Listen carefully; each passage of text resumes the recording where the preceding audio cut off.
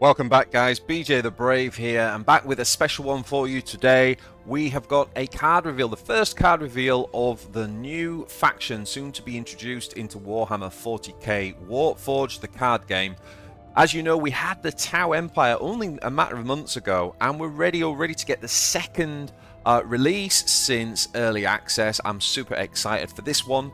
Just so you know, I am revealing this on Monday. Over the next 2 days, a range of streamers and content creators will be also doing card reveals, which means that by Wednesday, if you check out the Ecclesiarch and Launton, people like that, you should see all of the cards that are coming out for the new faction by the end of Wednesday. Speaking of which, the Ecclesiarch and I will then be doing dedicating this week's Forgecast podcast to reviewing all of the Adepta Sororitas or Sisters of Battle cards. So check out the podcast at the end of the week. And last but not least, I am planning a 12-hour streamathon on the 8th of June, Saturday the 8th of June, starting 1 PM BST. And I'm going to make sure that we introduce some Sisters of Battle, and we'll be playing a lot of Sisters of Battle content through that schedule as well. Going to be doing all sorts of deck giveaways and things like that, so drop in if you can. Okay, so without further ado, let's dive into the Adepta Sororitas. So first of all, we have a new mechanic, and the special ability is called Pray. So Pray basically says do an action instead of attacking. So obviously, if you've got a unit on the board and you could normally attack, or if it had flank, you could obviously play it and attack immediately, right, with flank. So basically, when you'd normally be able to attack, you can sacrifice doing that, and instead you immediately gain whatever the action is on the card. There's no waiting around. It takes immediate effect. Okay, so the other thing about Pray is that when you're in Pray mode, if you survive to the start of your next turn without taking any damage, so the idea of like praying and not being interrupted during that pray, then you will basically gain 1 faith point at the start of your next turn. Now, important thing to note about faith points, guys, is unlike, say, spirit stones in the Aeldari, you don't lose faith points. So when you spend them, when you use them, you don't actually lose them like you do with stones. They just accumulate through the battle, and you just essentially have like a faith level. So speaking of which, we have faith. And so faith says trigger an effect when played if the player has accumulated that specific amount of faith. And as we just showed you, that faith is gained through praying. Okay, so obviously if a card says something like, you know, faith 3, if you've gained 3 faith points, then you will trigger that ability when you play the card. And as I say, you won't then lose the 3 faith. It will stay on for the rest of the battle, and it will just gradually grow. So your faith will just gradually grow as you play. Okay, so given that we have Pray and Faith as mechanics, let's dive into 4 cards now and show you how this works.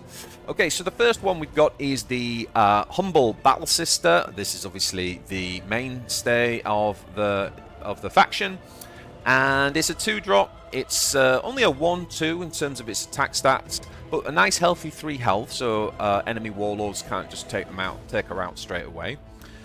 And then it does say that she comes with the ability Pray, so that would gain as a faith point, and in addition give +1/+1, so this would become a 2/3.